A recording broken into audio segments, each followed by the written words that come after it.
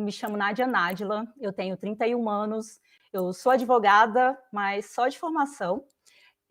Eu sou militante ecossocialista, eu atuei em diversas construções nos últimos anos, como militante organizada, eu escrevi a orelha do livro Raça, Classe e Revolução, né, que foi organizada pelo Jones Manuel, e eu já fazia um trabalho de comunicação militante no Instagram, e agora eu estou chegando aqui também no YouTube, porque eu acredito que as redes sociais, de modo geral, elas são ferramentas, né, para que a gente possa divulgar os nossos conteúdos militantes, né, da esquerda radical.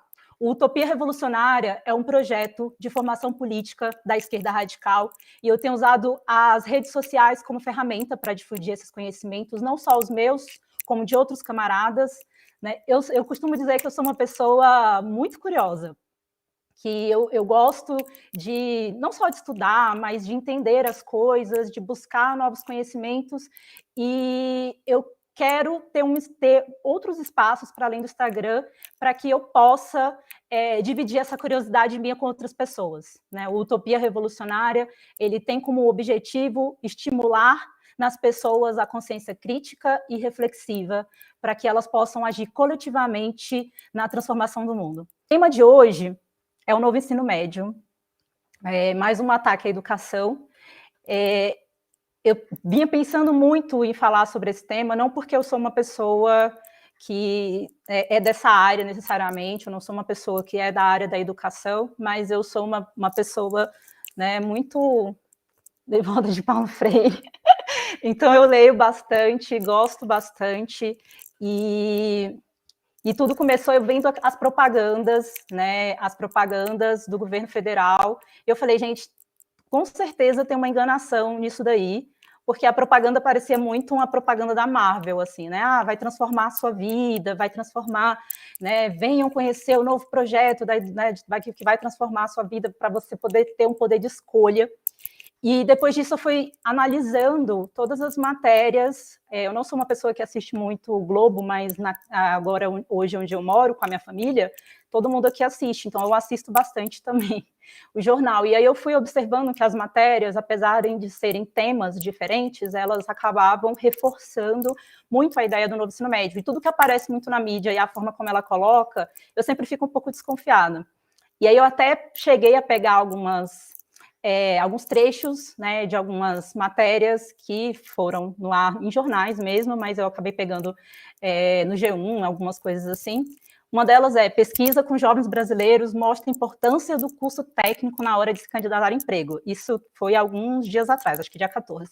Essa aqui: MEC poderá pedir empréstimo de até 800 milhões para financiar a reforma do ensino médio. Essa já é um pouco mais antiga, ela é de 2017. E aí embaixo ele falava assim, né, o Banco Internacional, que isso provavelmente seria financiado pelo Banco Internacional para Reconstrução e Desenvolvimento, BID, Banco Mundial, Programa Dinheiro Direto na Escola, que é uma ideia de que a escola vai ser a intermediária direta, né? E uma outra matéria, jovens com formação técnica no ensino médio têm mais chances de emprego formal e evolução de carreira, diz estudo.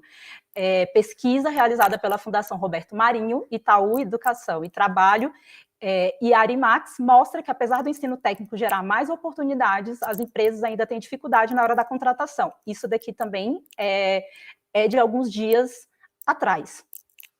E aí, quando eu fui dar uma pesquisada um pouco sobre o que era essa reforma do novo ensino médio, eu fui percebendo a diferença, né, com relação à época que eu estudei, já tem alguns anos, mas eu fiz praticamente toda meu período escolar, né, até o ensino médio, eu fiz escola pública, e o ensino médio inteiro eu fiz escola pública, né, e eu vi que ele trata muito de uma questão do poder de escolha, da flexibilidade, de tudo ser mais flexível, né, e ele fala também muito sobre a questão de um foco na carreira de trabalho.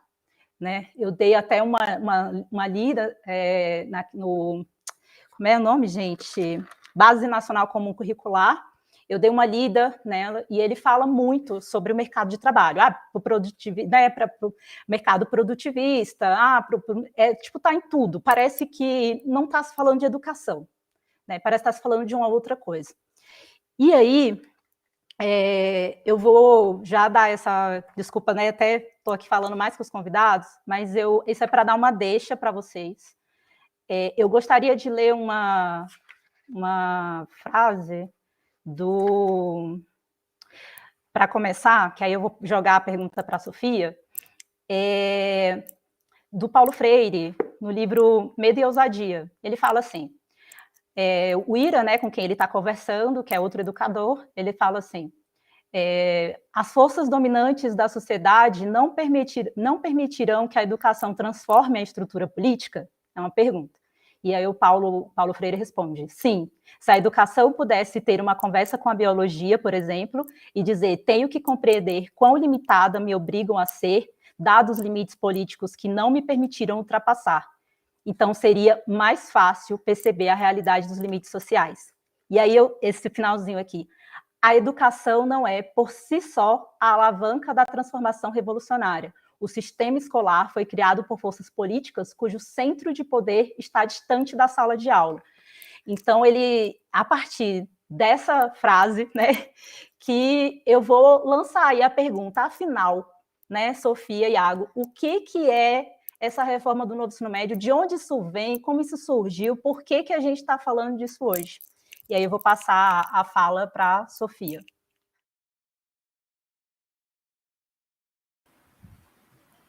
Oi, gente, boa noite. Primeiro, agradecer de novo pelo convite. Eu estou muito feliz de estar aqui, da gente finalmente se conhecer também, né? Assim, falar um pouco mais para além das interações no Twitter e no Instagram. É uma honra estar aqui como estreia, né, dessa série de lives no canal.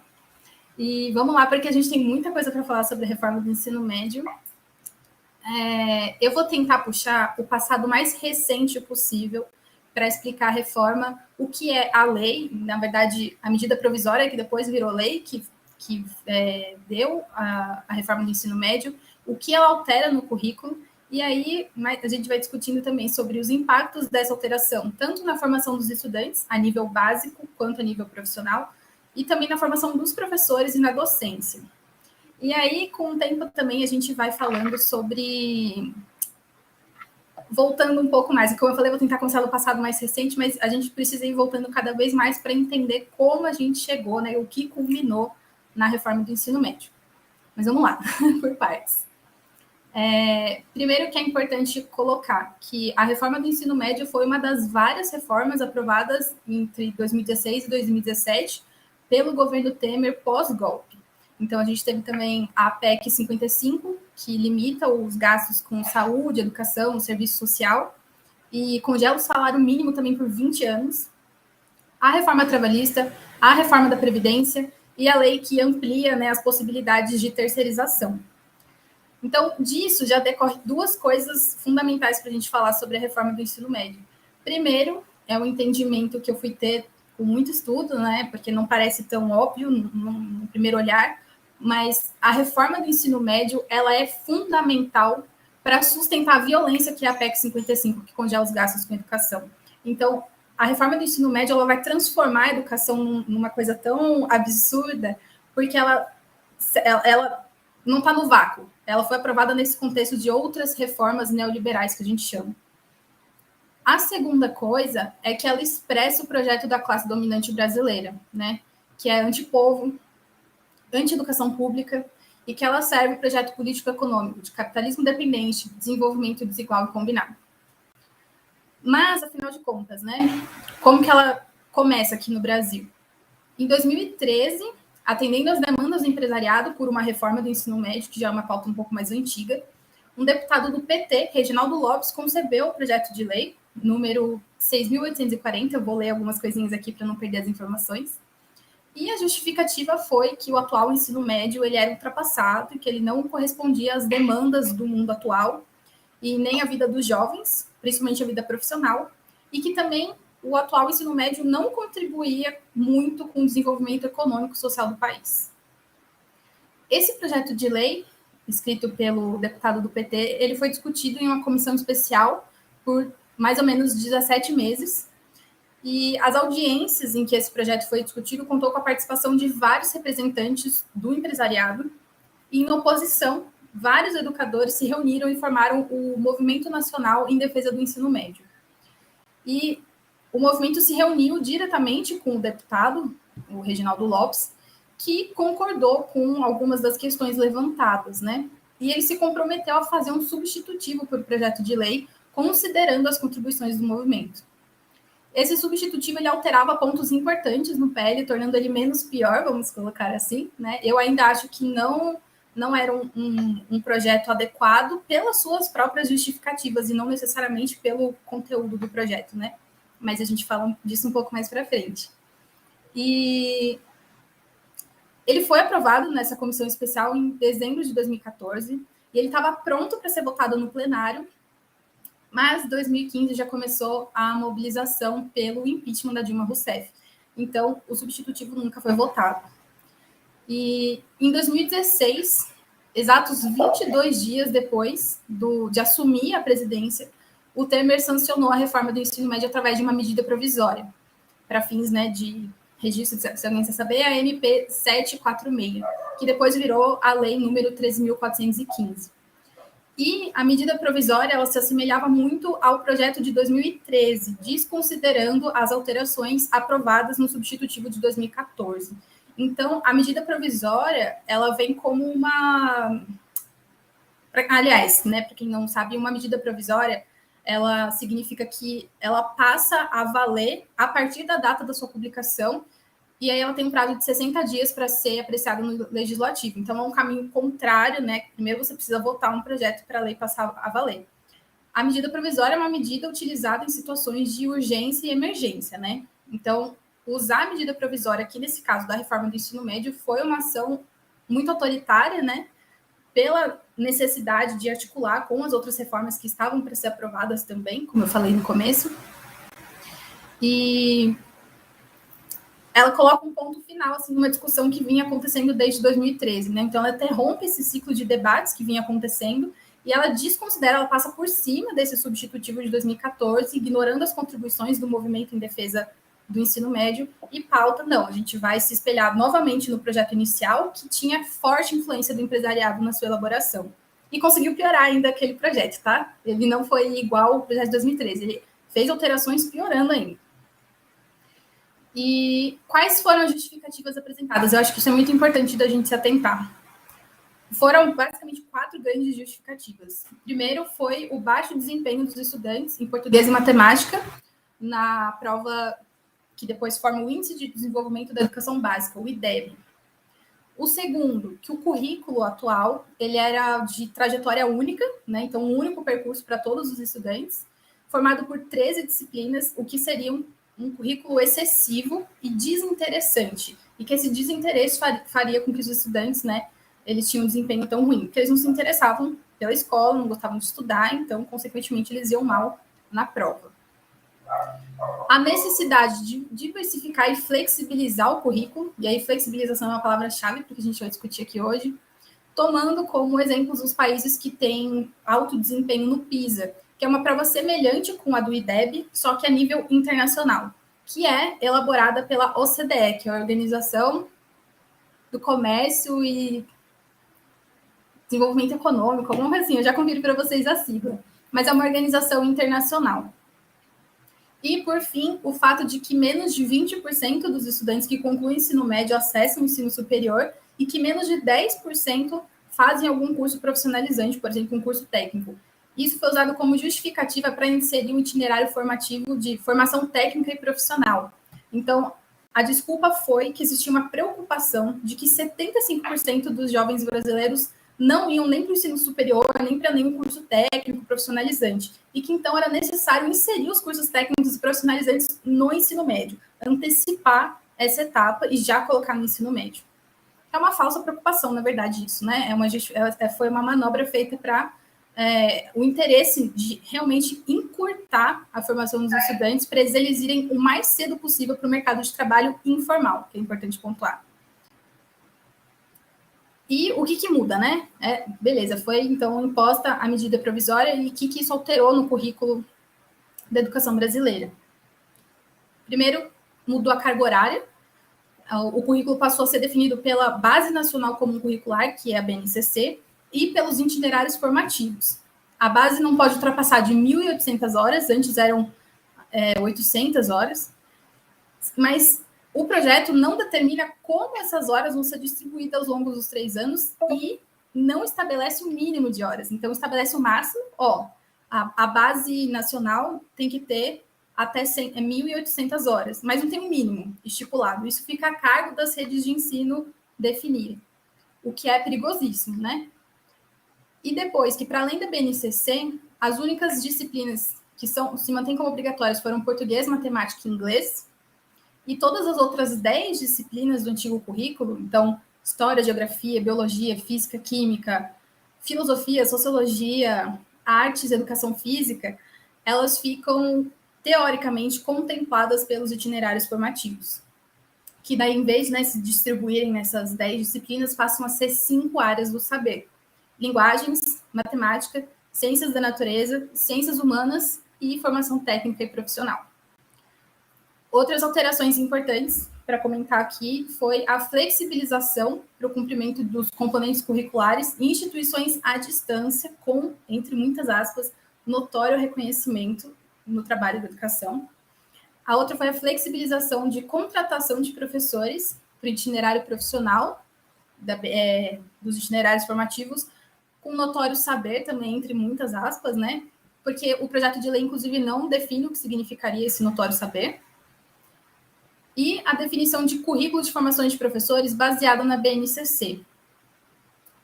E aí agora eu queria, né, eu sei que a gente tem pouco tempo, mas eu queria comentar um pouco dos impactos dessas alterações, né? De novo, como eu falei, isso impacta tanto na formação dos professores, quanto na formação dos estudantes, quanto na formação técnica e tecnológica e a docência, o trabalho docente. E é basicamente um desastre. Se eu pudesse reduzir, assim, a reforma do ensino médio, ao meu ver, foi a pior coisa que aconteceu na educação em muitos anos mesmo. Eu diria que talvez até desde a Constituinte foi a grande rasteira que a educação levou, assim. De novo, articulada com a PEC 55, que congelou por 20 anos os investimentos em educação, né? Então, primeiro, os impactos na formação básica dos estudantes. O que a gente tem que se perguntar é: quem educa a escolha? Então, os estudantes vão poder escolher agora os seus itinerários formativos, eles vão ter mais autonomia no seu processo, né, de escolarização, o que significa que eles vão ficar mais interessados pela escola, porque eles vão poder escolher: eu quero estudar isso, eu quero estudar aquilo, isso eu não quero. Mas quem educa a escolha? Essa escolha vai ser feita a partir de como, né? Quais vão ser as condições apresentadas para os estudantes escolherem? E depois, qual é a real possibilidade de escolha de um ou mais itinerários formativos?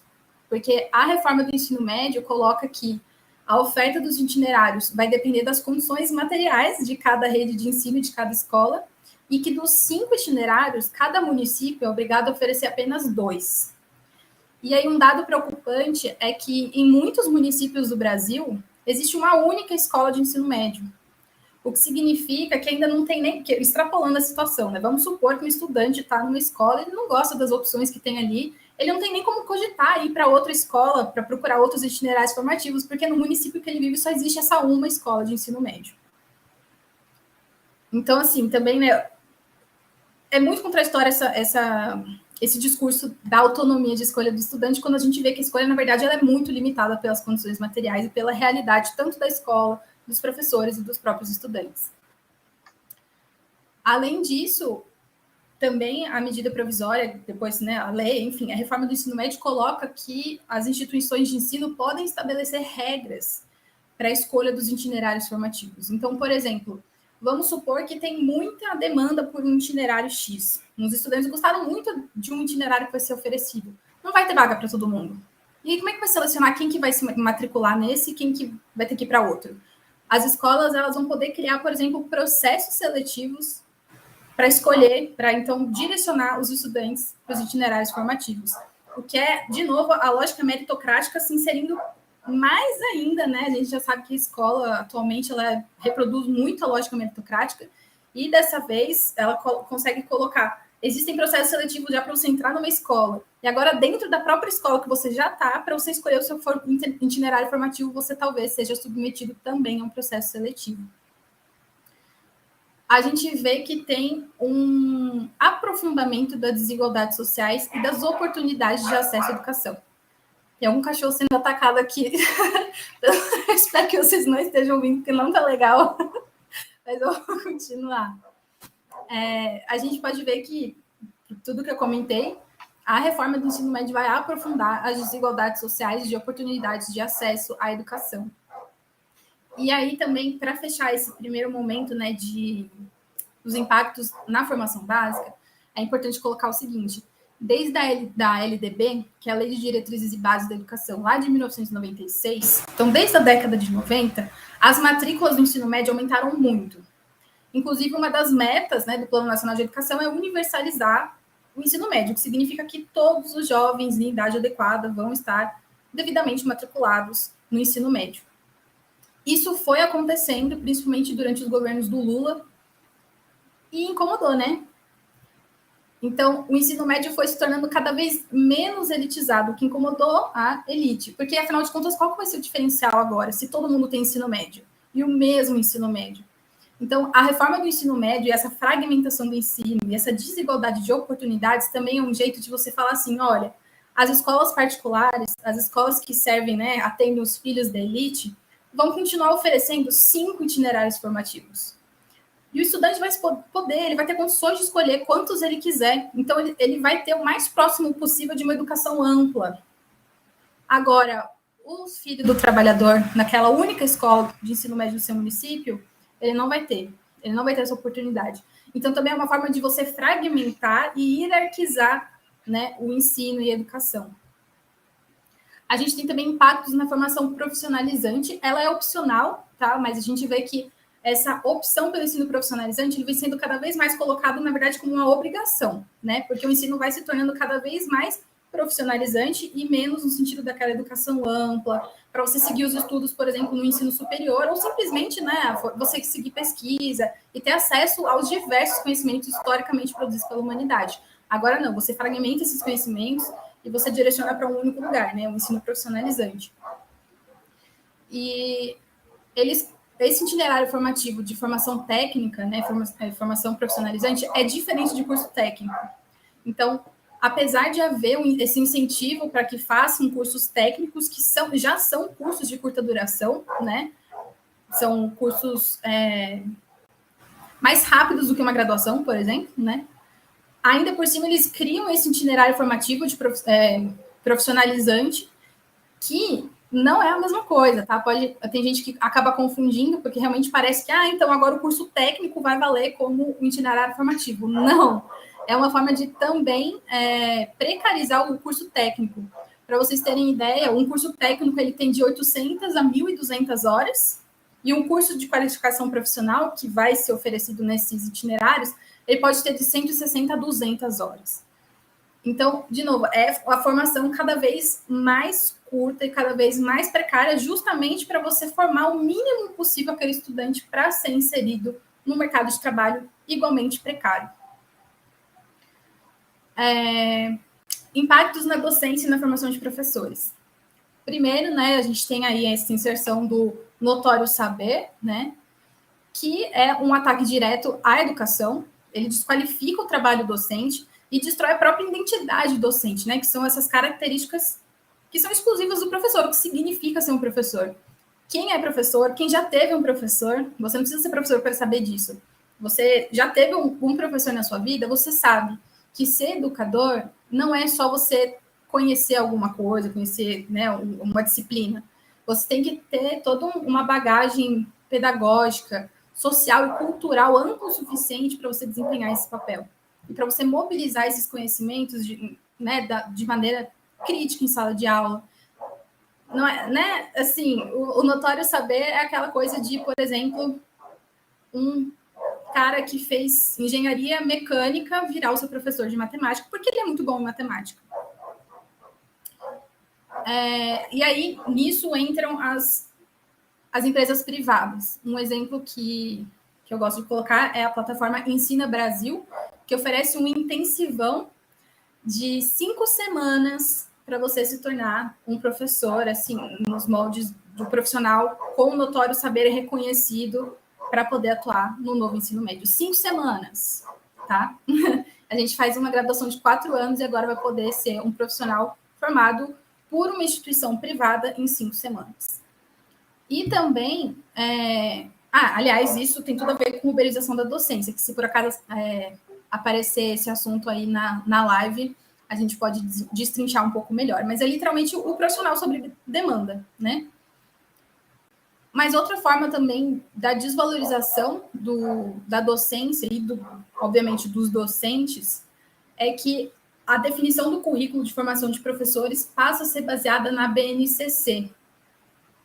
E a BNCC, então, se você está falando de português, matemática e inglês, como que fica a arte, filosofia, sociologia, geografia, química, todas as outras disciplinas?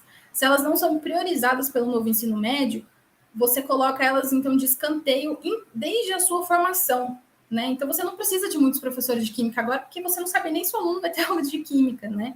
Então, é uma forma também de você acabar com os cursos de licenciatura e estimular os cursos de curta distância, né? De curta duração e à distância, oferecidos por empresas privadas. E aí, eu acho que vou parar por aqui, porque acho que talvez eu já tenha falado muitas informações sobre o que é a reforma, né? Então, o contexto em que ele vem, desde o golpe, atrelado com outras reformas neoliberais, que a gente chama, as justificativas que foram apresentadas, e que essas justificativas, elas demonstram, né, o projeto político-econômico da classe dominante brasileira, e a perspectiva de educação também que se tem, né? Porque toda política educacional, ela reflete um projeto de educação e de sociedade como um todo. E a reforma do ensino médio não poderia ser diferente. E aí eu falei também um pouco quais são as alterações propriamente ditas no currículo e como que isso afeta, né, as mais diversas formações e o trabalho docente também. E aí, mais para frente, a gente vai conversando, podem surgir dúvidas, né? Porque só para falar que eu não falei, isso tem tudo a ver com a teoria do capital humano, com a influência das organizações multilaterais, então são organizações internacionais, nos projetos nacionais, nos projetos, né, de sociedade mesmo, de países da periferia do capitalismo. Avaliações externas, como o PISA e o SAEB, que eu falei, né, que compõem o IDEB, e a influência do empresariado na educação, que, como eu também mencionei, né, o projeto de 2013, ele foi uma demanda do empresariado. E aí caberia crítica, inclusive, da aproximação do PT com o empresariado, e do porquê que o PT atendeu a essa demanda, atendeu a esse chamado do empresariado para reformar o ensino médio. Mas eu vou finalizando por aqui e passar a palavra para o Iago.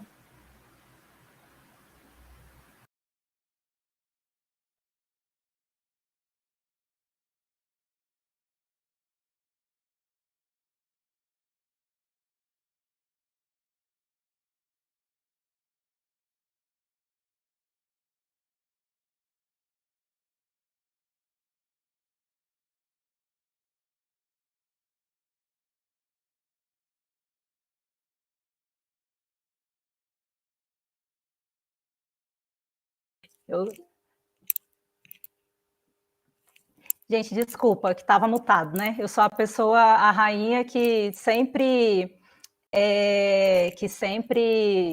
deixa o microfone mutado e fala como se estivesse aberto. É isso, acontece. Sempre faço isso, já tinha avisado para os convidados. Então, eu estava aqui ouvindo a Sofia enquanto ela falava, que ela estava falando sobre a questão da uberização da docência, né? E aí enquanto ela também estava falando, que eu fico pensando muito, né? É incrível como na Base Nacional Comum Curricular, quando você lê sobre a questão do ensino médio, ele fala muito sobre três coisas. Ele fala muito sobre flexibilidade. Eu contei, assim, não é que eu contei, mas eu sei que pelo menos umas 5 vezes eu vi a palavra flexibilidade marcada. É como se falasse assim, olha, 3 disciplinas é coisa demais, vocês não precisam aprender tanto, vocês não precisam saber tanto, né? Uma coisa que me incomoda muito, porque eu sou uma pessoa de humanas, e eu tenho um carinho pelo ensino médio, e eu lembro muito que eu era uma pessoa que estudei escola pública, que eu não acredito que tinha uma estrutura tão boa assim, mas eu amava, eu até ia mostrar para vocês, só que eu me esqueci de pegar o livro. Tenho. Tá aqui atrás. Esse é o meu livro de filosofia do ensino médio. Eu formei em 2008 e até hoje eu tenho o livro é o único que eu guardei, porque eu sempre gostei de filosofia, sempre gostei de sociologia, sempre gostei de história.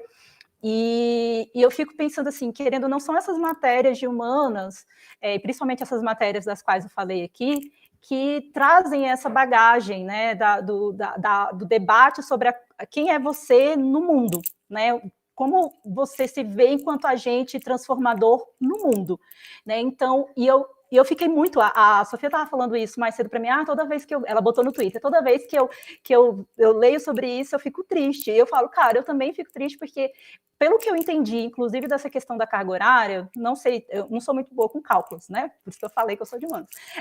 Mas pelo que eu entendi, dessa carga horária aumentou, mas as disciplinas, né, de português e matemática ficaram obrigatórias nos 3 anos. A língua inglesa, ela ficou em algum momento dos 3 anos, e todo o restante vai ter que dividir tua carga horária de forma integrada e flexível, e aleatória, né? E foi isso, assim, a visão que eu tive.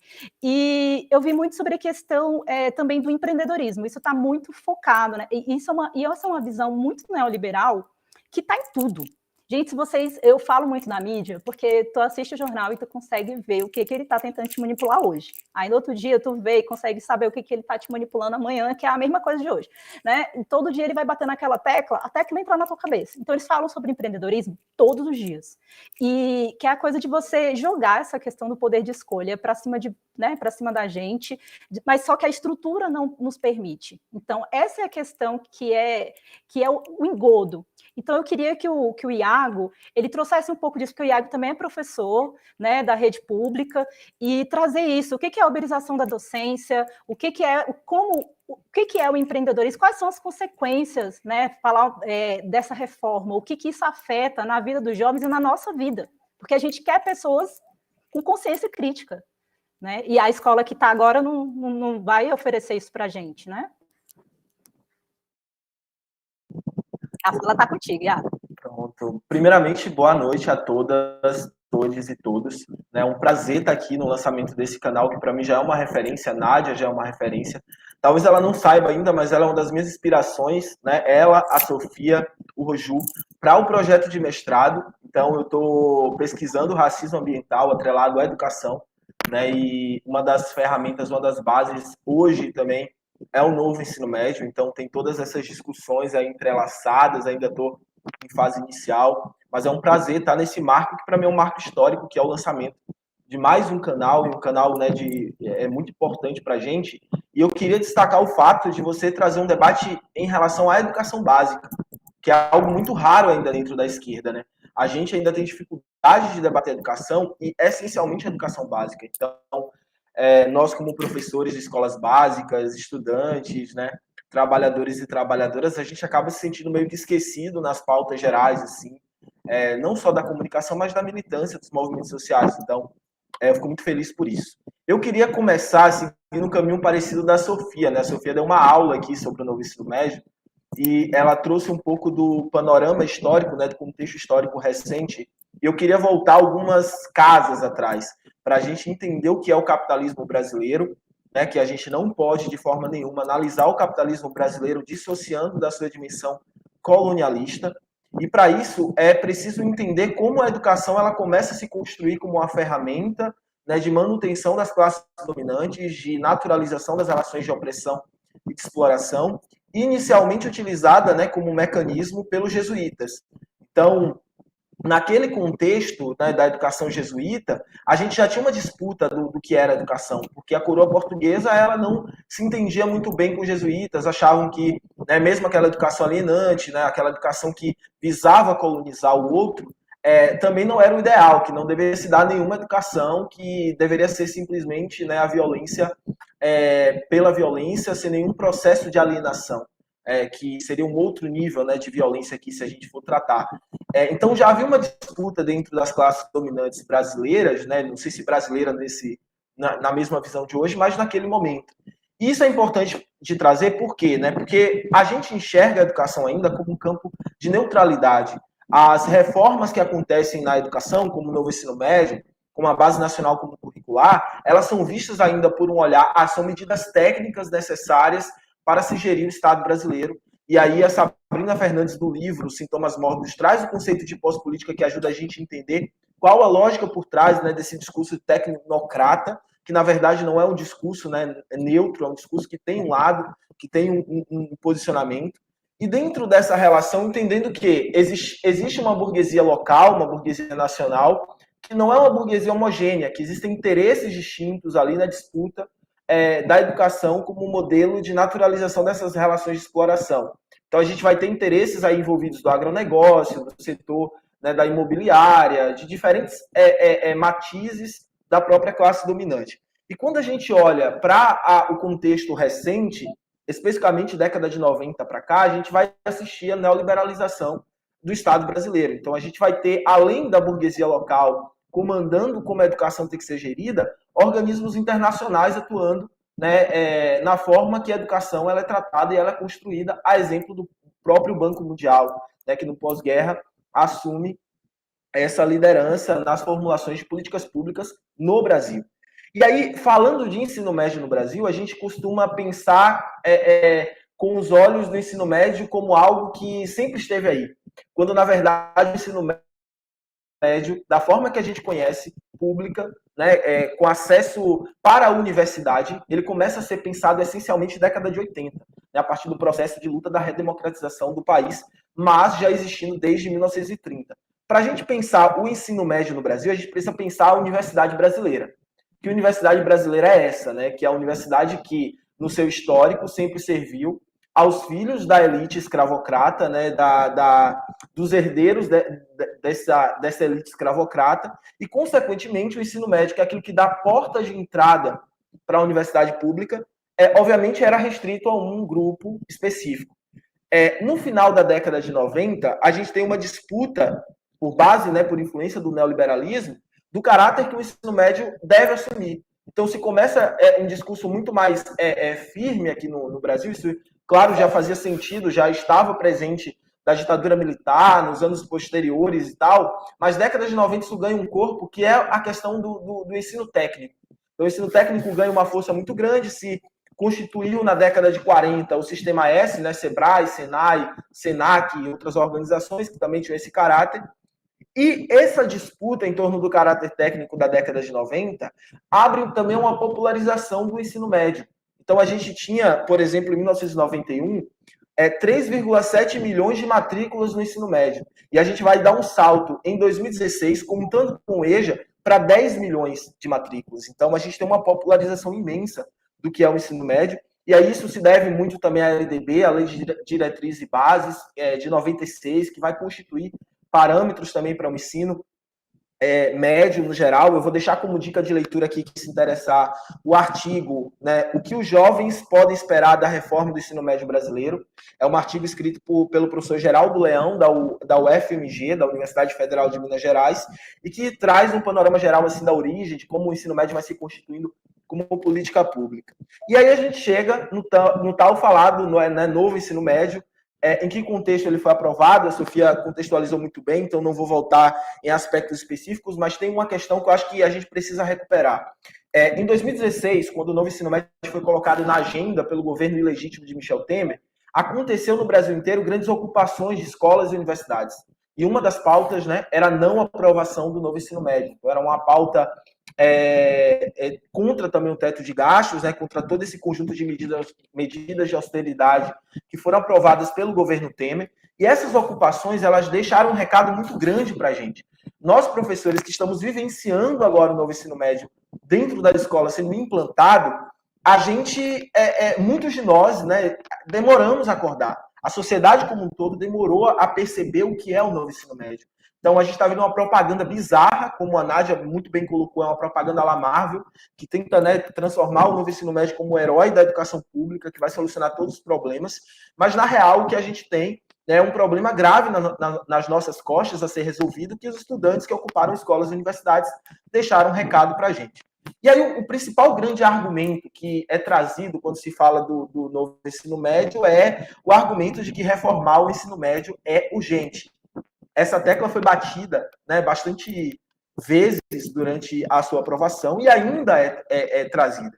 Esse argumento ele tem 3 nuances na minha análise. A primeira nuance, que é uma nuance verdadeira, que de fato o novo ensino médio precisa ser reformado. Nós acreditamos na reforma do ensino médio a partir de uma perspectiva, né, emancipadora dos sujeitos, que coloque os sujeitos envolvidos na educação para ter protagonismo na sua formulação, nas decisões acerca do novo ensino médio. Então, essa dimensão é verdadeira, apesar dela não fazer parte do que é o que nós estamos tratando aqui, né, do novo ensino médio. A segunda nuance é uma disputa de classe, é evidente. É uma disputa acerca da hegemonia do Estado, do que caracteriza essas medidas de austeridade, esse pacotaço que vem também com o governo ilegítimo, o momento econômico também de crise do capital, né, de crise de modelo do capital que a gente vivencia também, que tem relação com o empreendedorismo também, que eu vou tratar aqui no final da contribuição. E uma terceira dimensão que eu vejo aparecer muito pouco, seja nas pesquisas, seja nos debates públicos que são feitos acerca do ensino médio, que é a dimensão racial da coisa. Vamos lembrar que, se o ensino médio é a última etapa da escola, né, para entrada nas universidades, sobretudo universidades públicas, a gente destaca que, né, antes disso, a gente teve a aprovação da política de cotas. E a política de cotas, ela, né, é extremamente afetada pelo fato de que eu vou dificultar a vida desses estudantes agora para que se entre em universidades públicas de diversas formas. E não à toa, né, foi anunciado agora o novo Enem, que a gente precisa citar aqui. O novo Enem, ele claramente está alinhado ao novo ensino médio, e como política alinhada ao novo ensino médio, ela obviamente vai afetar muito mais estudantes de escola pública, majoritariamente negros, né, do que estudantes de escolas privadas. Então, a gente precisa se questionar, né, quem é que entra na universidade pública a partir das políticas afirmativas, como é que o novo ensino médio afeta esses estudantes que estavam entrando, ainda em pequena quantidade, né, aquém do que nós esperamos e do que nós queremos e desejamos nessas universidades públicas. E aí eu vou deixar uma outra dica de leitura para quem se interessar, que é a entrevista do professor Ocimar Alavarzi, um professor da USP, né, da Universidade de São Paulo, e que ele traz, está na Carta Capital, para quem se interessar, e o título é O Grande Problema do Enem é justamente a reforma do ensino médio. Então, a gente vai do novo Enem, né? Então, a gente tem um problema grave aí para ser solucionado. Então, essas são as 3 dimensões, para mim, falhas desse argumento central, que é reformar o ensino médio é urgente. E aí a gente vai para a composição que a Sofia trouxe, que a gente vai chegar no famigerado empreendedorismo. Eu trabalho, e essa informação é muito importante, gente, eu trabalho numa escola que é uma escola piloto do novo ensino médio. Então, desde 2019, nós, professores dentro da escola, a gente já vem fazendo essas discussões, a gente já vem travando, né, questões que têm aparecido somente agora em relação a São Paulo, a Rio de Janeiro. E o curioso é que parece que os grandes problemas relacionados ao NEM, né, tão concentrados no eixo sul e sudeste, e que no nordeste isso não está rolando, quando na verdade o que a gente precisa caracterizar quando a gente vai pensar a política do novo ensino médio é de que estados estão agindo de formas diferentes, ainda que tenham semelhanças, né?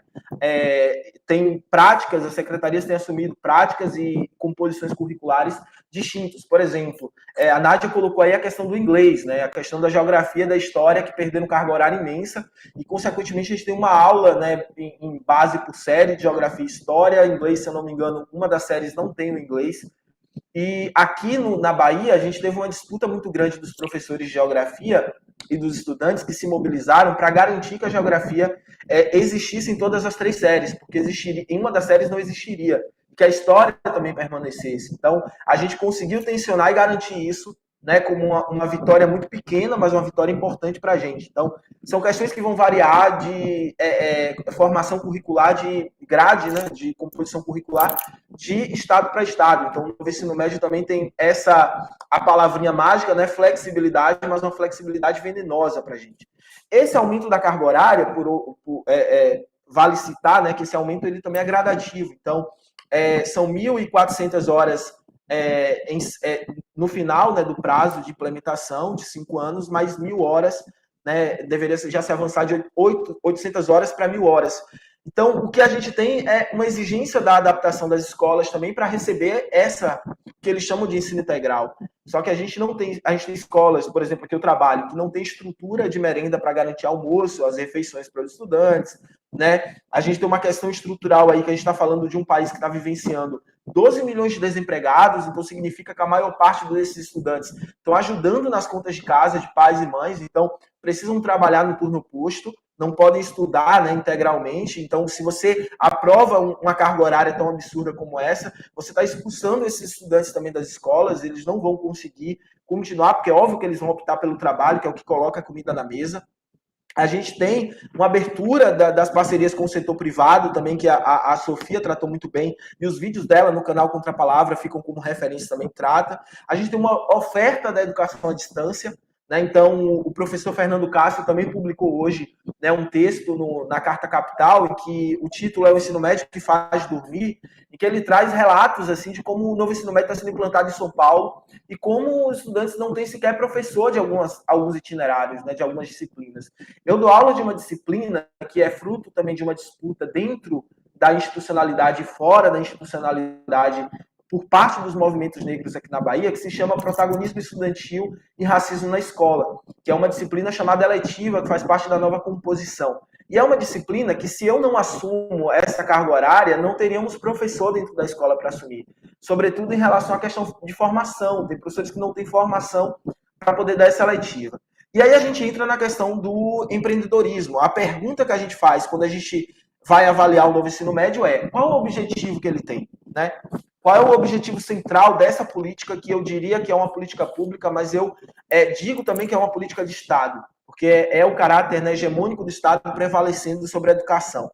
Eu acho que o primeiro ponto é a gente entender o que é compreendido como empreendedorismo, né? A gente tem como exemplos aí um mercado informalizado, extremamente precarizado, extremamente explorado. As demandas que o capital tem apresentado para a gente, vamos recordar aqui o início, que é o capitalismo base, né, da formação do país, a partir da própria colonização. As demandas que o capitalismo tem apresentado nessa crise é de mão de obra extremamente precarizada e de sangue, de morte. Então, você tem um exército de reserva, um exército industrial de reserva, como Marx tratava, absurdo, enorme com essa crise, que o próprio sistema capitalista precisa dar conta. E de que forma vai dar conta desse exército industrial de reserva? Ou matando a partir das políticas de morte, das políticas de genocídio, ou você, né, controlando a partir da superexploração da mão de obra. Então, o empreendedorismo individual aparece como um mecanismo de controle dessa mão de obra. Então, você está educando, né, você está treinando esses estudantes dentro das escolas, não para encontrar um trabalho técnico, como era visto na década de 90 ou década de 80. Você está educando para informalizar esses estudantes.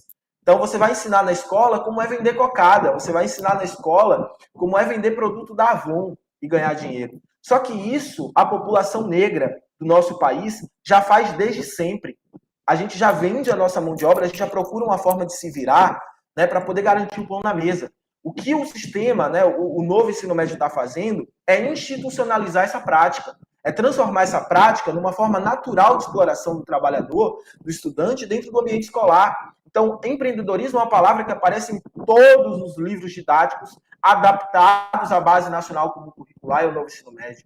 É uma palavrinha que aparece na disciplina chamada Projeto de Vida, que é uma disciplina criada especialmente para o novo ensino médio, que dizem que estão ali criando, né, tentando dar um sentido à vida do estudante, quando, na verdade, estão tentando adestrar o estudante a uma lógica de exploração do capital. Então, ainda que dentro do novo ensino médio existam disputas, como eu estou disputando uma disciplina, como eu estou disputando, né, as poucas aulas de história que a gente tem dentro da escola que eu trabalho, que é uma escola piloto, repito, assim como tem uma professora lá em São Paulo disputando, ou no Rio disputando, né, a disciplina Projeto de Vida, essas disputas ainda são muito pequenas, elas são muito insuficientes para o que a gente acredita. E por isso que eu defendo que a gente precisa pautar a todo instante, a todo tempo, a revogação imediata do novo ensino médio, né? A plataforma política que a gente vai defender eleitoralmente, ainda que insuficiente, precisa falar da revogação do novo ensino médio. No entanto, a gente não ouve, por exemplo, o principal candidato, né, do blocão aí de esquerda que está sendo formado, que é o Lula, falar da revogação do novo ensino médio. A gente não vê ele dar um pio, uma palavra sobre a base nacional como curricular. Então, quem se importa com a educação pública, que se importa com a educação com o objetivo emancipador do sujeito, precisa se importar com o que está acontecendo com a escola pública hoje, atualmente. E tudo isso, né, o objetivo central de transformar a lógica empreendedora, né, como uma lógica naturalizante dentro da escola, o objetivo central é a privatização da educação pública. É a privatização da educação pública. Eu quero deixar como dica aqui, para quem se interessar mais pelo tema, pelo debate de empreendedorismo, mais um texto, que é um texto meu, chamado Empreendedorismo na Escola como Discurso Aliado na Necropolítica, né, da revista Afirmativa. É um texto que eu escrevi, acho que mais de um ano atrás, mas que faz total sentido aí dentro da pergunta que foi feita. E, por fim, né, eu acho que deixar aqui como reflexão que o nosso posicionamento acerca das políticas que estão sendo feitas dentro da educação, ele deve partir também da lógica de valorização da educação que Freire defendia e que você, Nádia, assim, para mim, me representou demais quando começa, né, falando do que o Paulo Freire sempre se referenciou, que é a partir dessa lógica de disputa do chão da escola, mas uma lógica também de disputa das políticas públicas, entendendo a educação também dentro dos seus limites. A gente precisa que os movimentos negros, que os movimentos indígenas, que os movimentos ambientalistas, que os movimentos feministas, que os diversos movimentos sociais se entendam a importância que a educação tem, como uma tática estratégica constituída também por nós ao longo da história, né, de resistência, de defesa da educação pública, da política de cotas, da Lei 10.639, e nesse momento todos os nossos olhares devem se virar para a educação básica, pensando como ela está sendo extremamente atacada para que daqui a 5, né, ou menos tempo, ou mais tempo, a gente não esteja disputando aqui lutando contra uma lei que vai privatizar a educação do país. Então, essa é uma luta de agora, essa é uma luta urgente, que carece de debate, como você tem feito, e carece de ação. E ir para o chão da escola pública, ouvir o que os professores estão achando, o que os professores estão percebendo em relação a esse novo ensino médio, os estudantes também, é urgente. Algo que Sofia disse aqui, de escolas que são únicas no município, que, portanto, os estudantes não terão escolha, é o meu caso. Eu trabalho na única escola do estado, do município que eu trabalho, então os estudantes não têm escolha no itinerário, né? A escolha que é apresentada lá na propaganda do governo é uma grande de uma mentira, é uma grande da fake news, como esse governo está acostumado, né, a criar. Então, fiquemos atentos e a gente se interesse, né, mais por esse assunto, continue debatendo. Todo sucesso para o canal Utopia Revolucionária. Vamos às perguntas e aos debates. Aqui somos militantes, né? A gente é militante da esquerda radical, a gente realmente quer agir na transformação do mundo, a gente não quer só entender, a gente não quer só interpretar, a gente quer agir sobre isso. E eu acredito que a educação, claro que eu sei os limites dela, antes que alguém fale, mas a educação não resolve tudo. Não tô com essa balela que a gente ouve aí dos liberais de que a educação vai resolver todos os nossos problemas. Tabata Amaral está aí para nos provar que, né, esse discurso pode ser totalmente manipulado. Não é isso que eu estou falando. Eu falo da educação, a educação que é uma educação emancipadora, que é quando a pessoa se vê enquanto sujeito político.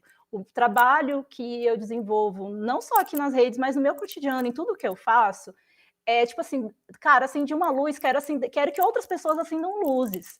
Entendeu? Eu quero que as pessoas também observem, que as pessoas também vejam, né, que elas também enxerguem a realidade concreta delas, que elas vejam os véus de manipulação e ela consiga agir sobre aquilo. Então, eu até separei aqui, né, uma falazinha que você citou, sintomas mórbidos, eu também peguei umas frasezinhas dos sintomas mórbidos hoje, que ela fala assim, né, que a politização implica na unificação da consciência teórica e prática, e que a despolitização, ela desencaminha as pessoas de se tornarem sujeitas e criarem a realidade política coletivamente com as suas próprias mãos. E aí ela ainda fala mais, né, que isso tanto a politização quanto a despolitização, ela é um fenômeno sociológico que tem a capacidade de transformar a relação das pessoas com o espaço político. E essa relação, ela pode se dar, e o Iago falou um pouco disso, a Sofia também, ela se dá pela dominação ou pela subversão. E quando eu olho, por que para mim não estou no ensino médio, mas por que para mim é desesperador? Porque eu quero que as pessoas consigam enxergar, né, essa ideologia dominante, porque a educação é isso, ela não é neutra, ela tem uma ideologia dominante, ela serve a uma burguesia. E a gente precisa ter pessoas que consigam enxergar isso. Então, a gente quer que a nossa juventude caminhe para ser sujeito ou para ser objeto. Então, a reforma do ensino médio, quando ele fala de flexibilidade, ele está falando assim, olha, vocês se virem, porque aqui é a meritocracia, né? E principalmente eu acho que, por que eu acho que isso foi implementado agora também? Porque tem a pandemia, tem um momento que as pessoas estão tendo que se virar, as pessoas estão tendo que estar... O Iago sabe muito bem disso, você é professor, tu tem que usar todo o teu equipamento da aula, gastar, sabe? Tipo, é um momento, faça você mesmo, sabe? E a questão do projeto de vida, para mim, vai lá, você vai conseguir, você vai ter uma boa vida, faça seu plano de carreira, né? Vamos ver aqui para que mercadinho tu vai vender, né? Eu lembro que na época do ensino médio, eu tinha muito... A professora falava muito, né? Que tinha um mercado perto da escola onde eu estudava, um supermercado, e ela falava assim, gente, estudem para você não serem caixas do mercado, porque todo ano entrava várias pessoas para serem caixa do mercado, né? Então, a gente vê que a reforma do novo ensino médio, o novo ensino médio, ele está falando um pouco disso. Então, e eu vi também que aí é uma coisa que o Iago trouxe bem no finalzinho da fala dele, que é a questão da privatização. Com todos esses bancos, eu acho que a Sofia pode até falar melhor disso, que é isso, gente, vejam o canal da Sofia, ela vai trazer em cinco vídeos uma série, ela já fez 3, é muito mais detalhado do que a gente está debatendo aqui, mas eu vejo realmente assim, como tudo foi privatizado desde 2016, a gente tem a reforma trabalhista, a reforma da Previdência, a gente tem o teto de gastos, né, a gente tem a privatização da Petrobras, a gente está aí pagando água, luz, tudo. Isso também está no pacote. E como o Iago falou, não está sendo falado. Tipo assim, essa parte é como se isso aqui não fosse tão importante, né? Então, assim, e tem a privatização, porque eles falam lá, né? Acho que ele fala da questão de ter investimento, de ter parcerias, acho que é isso, de ter parcerias com institutos privados, inclusive ele usa a palavra, não sei se é conglomerado ou é corporação, então você já vê na própria, que está ali na lei, que é corporação, ou seja, não teve um debate com os alunos, os estudantes, a sociedade civil, o debate foi com os bancos, né? E aí eu nem vou fazer uma pergunta que eu acho que vai do que vocês anotaram, eu vou passar um pouco para a Sofia novamente, e aí depois a gente vai interagindo, e o Iago também, para falar um pouquinho disso.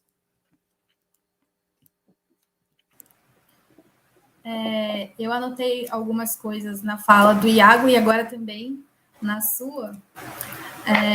A primeira coisa que eu acho que é interessante a gente comentar é por que a grande justificativa, né, da reforma do ensino médio foi conferir poder de escolha, autonomia aos estudantes, sendo que a gente já deu vários exemplos de que isso é uma furada, né? Então, primeiro que a escolha vai depender das condições materiais, das redes de ensino e das escolas.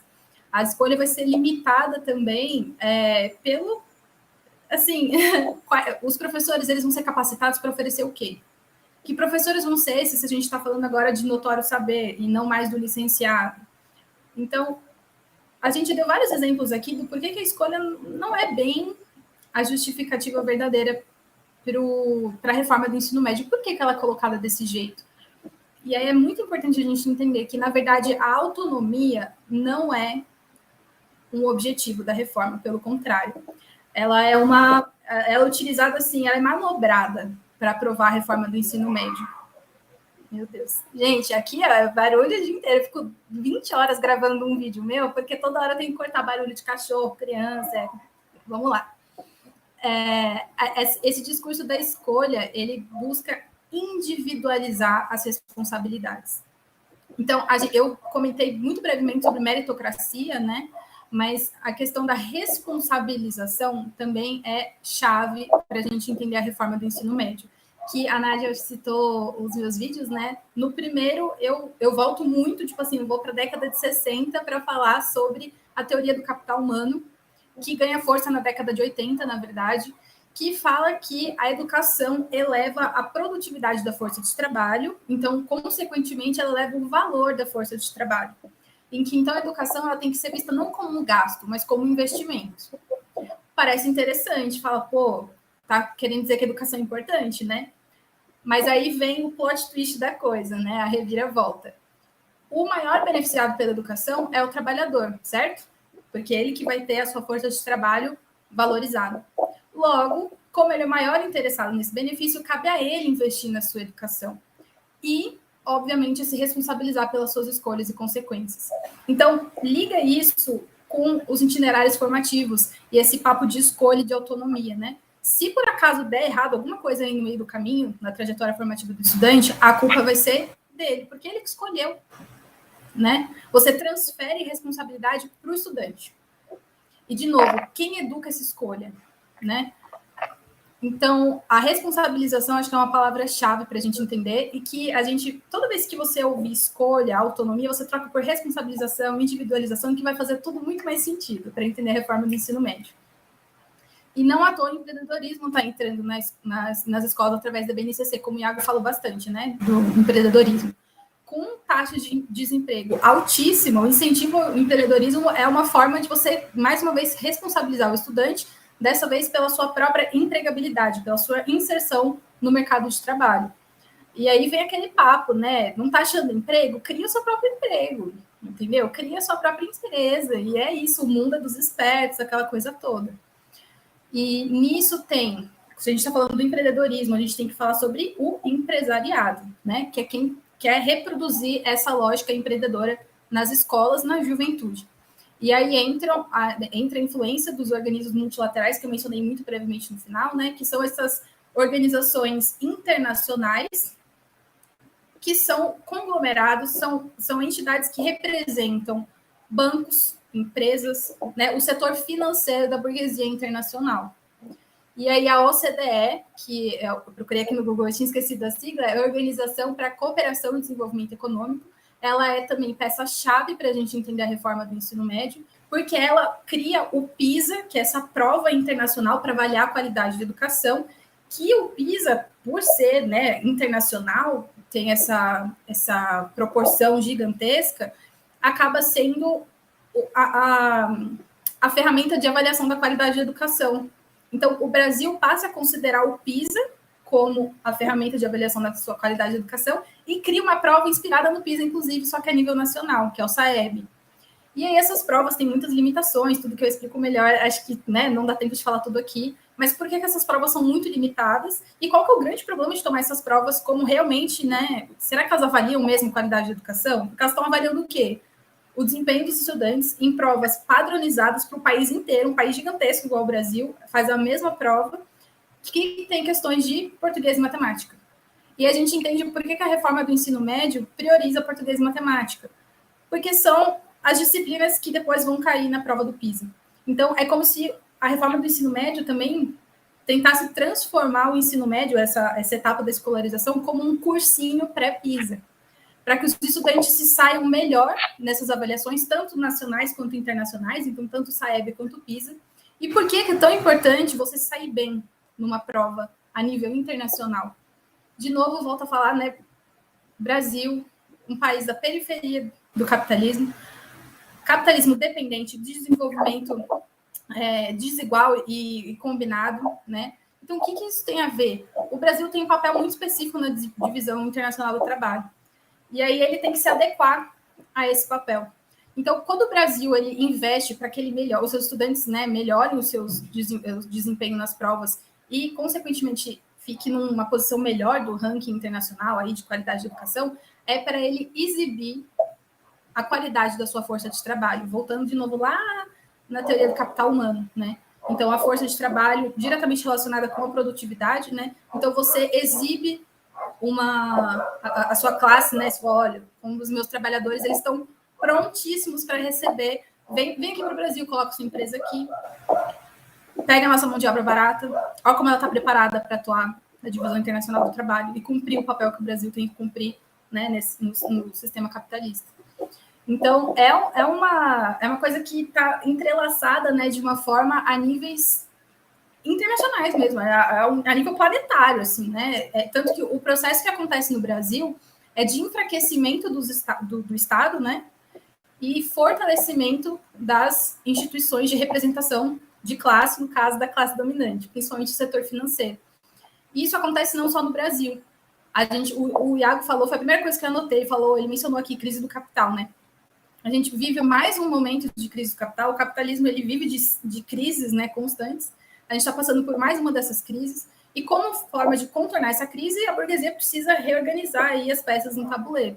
E aí vem as reformas, para reajustar, então, os papéis, né, que cada Estado deve se adequar a nível internacional. E que, obviamente, afeta a nível nacional, estadual, municipal, isso vai, né, se desencadeando, se capilarizando por todas as etapas da escolarização.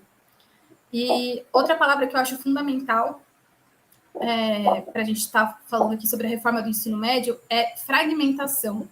A gente comentou, acho que todo mundo comentou um pouco sobre isso, né? A gente fragmenta o currículo, a gente fragmenta as trajetórias, então a gente sai de um currículo de trajetória única e vai para um currículo de múltiplas trajetórias e desiguais, né? A gente fragmenta também as identidades. Então, primeiro, identidade docente, com essa questão do notório saber, né? Então, o professor que não é professor, mas é considerado professor, isso é uma grande crise de identidade aí para o profissional da educação. Mas também a identidade estudantil. E é um ponto que eu gosto de colocar, que, de novo, o Iago trouxe, foi por isso que eu anotei, quando ele fala das mobilizações de 2016.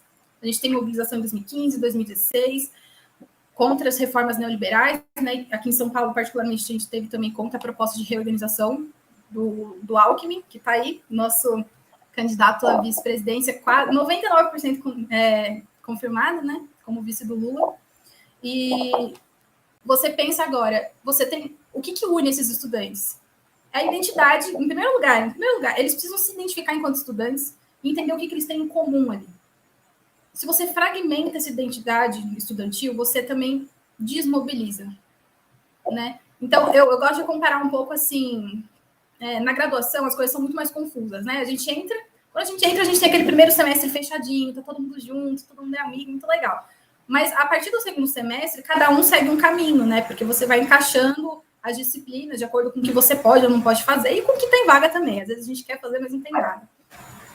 E vocês, né? Não sei se vocês perceberam isso na formação de vocês, mas a gente vai se fragmentando um pouco também, né? A gente vai ficando com cada vez menos amigos, porque a gente está cada um num canto, a gente se vê cada vez menos.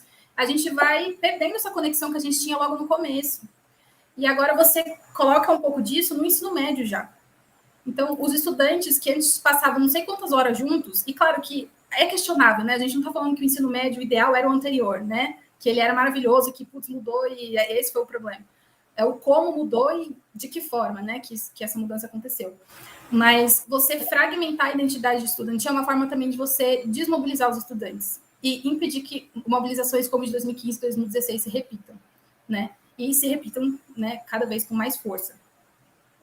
E, por fim, o último comentário aqui que eu anotei, a última palavra-chave é a privatização, que você trouxe agora, Nádia, que existem várias frentes, né, por onde a privatização ela avança.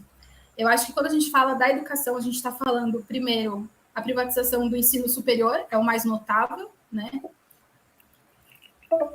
E depois a gente já tem, assim, o ensino superior, gente, ele já é 80 e tantos % controlado por instituições privadas, tá? E 80% por uma única instituição, um único conglomerado, tá?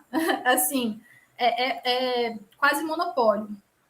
E, inclusive, tem uma agência que interfere, né, quando vai se configurar monopólio, ela teve que agir, porque a Croton, ela queria comprar a Estácio de Sá, que era a sua única grande concorrente, e aí ela falou assim, não, se você comprar a Estácio de Sá, isso vai se configurar como monopólio, não pode. Então, o Brasil é quase monopolizado, né, ou quase um monopólio do ensino superior. Então, agora o ensino médio é o novo alvo. Como é que o ensino superior, como é que as instituições privadas de educação, elas crescem se o mercado delas ali já está beira monopólio? Tem que procurar um novo mercado, que agora é o ensino médio.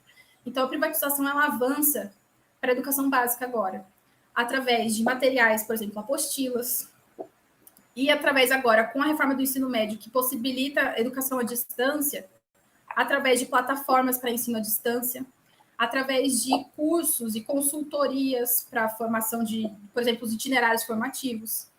E também através dos próprios professores, né? Que agora os professores também podem ser contratados sem precisar de concurso público.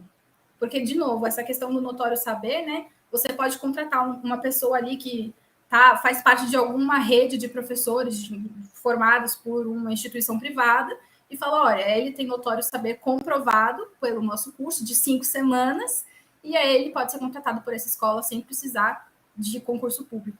Então, a privatização avança agora na educação básica e por isso que também a reforma do ensino médio é uma urgência para a gente revogar, junto com a PEC 55, né, junto com as outras reformas neoliberais que foram aprovadas entre 2016 e 2017. E vai dar trabalho, e eu gosto de pensar assim, vai dar trabalho, mas a gente está caminhando para esse trabalho ou não, né? E eu fico realmente indignada.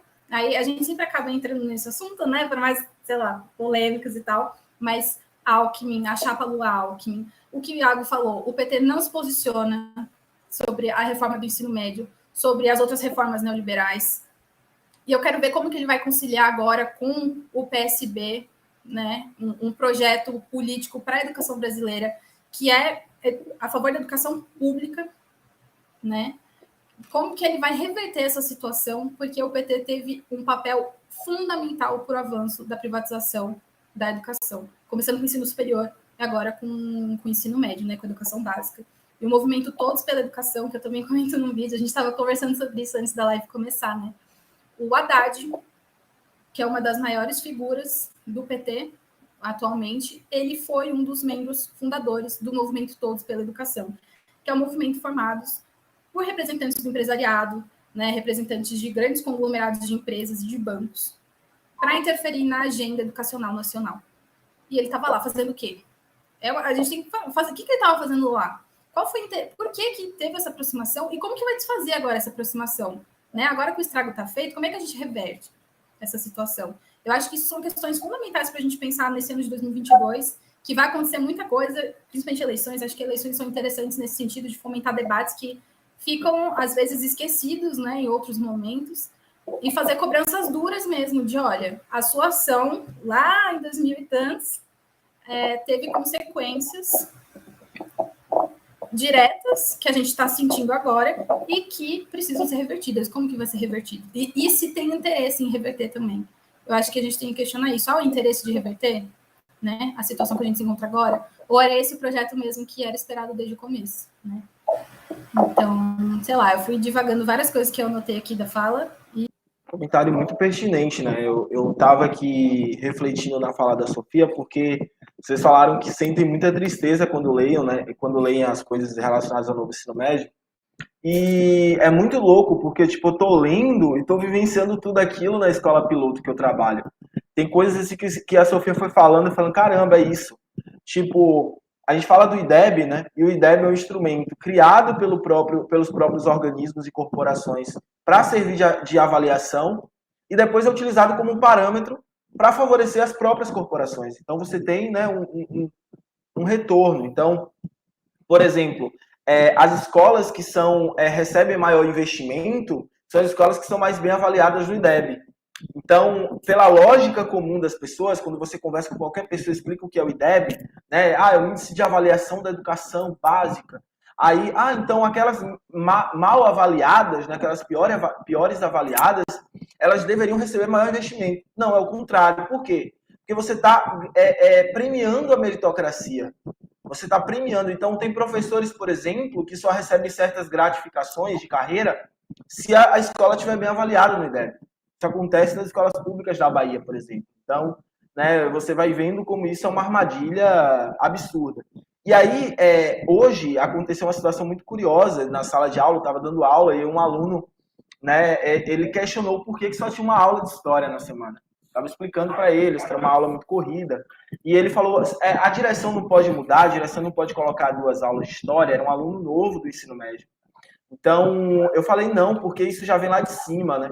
O novo ensino médio, ele reduziu a carga horária de história, então você tem que explicar para os meninos e as meninas que estão chegando na escola, além, né, de toda a situação de adaptação que muitos de nós sequer estamos entendendo ainda o que é que está acontecendo, né, na prática, eles também estão menos ainda, porque eles estavam nas escolas fundamentais, né? Então, você tem uma disfunção enorme, um absurdo enorme, e a prova de que isso não foi discutido amplamente com a população, que isso não foi discutido. E, assim, uma coisa que me incomoda muito é que há muitas pessoas que enxergam os estudantes como imaturos para entender ainda o que é o novo ensino médio, imaturos para entender o que é uma política pública.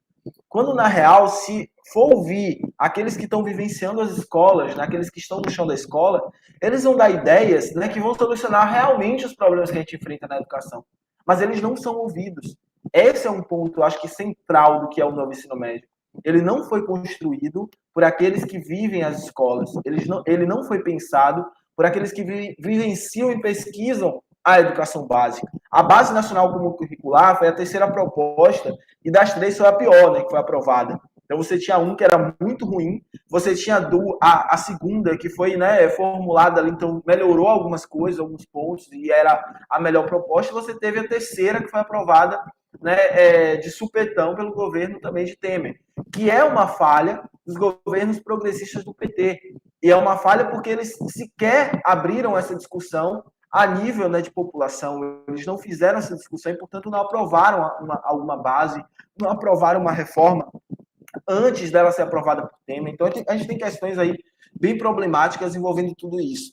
E, para se ter uma ideia sobre essa questão dos itinerários e tal, a gente tem no EJA, né, a Nádia, você falou do EJA, eu também dou aula no EJA, e aí tem o EJA também foi atingido pelo novo ensino médio, e você tem um itinerário chamado, uma disciplina chamada, né, uma eletiva, na verdade, inclusão digital. Na verdade, não é eletiva, não, é obrigatória.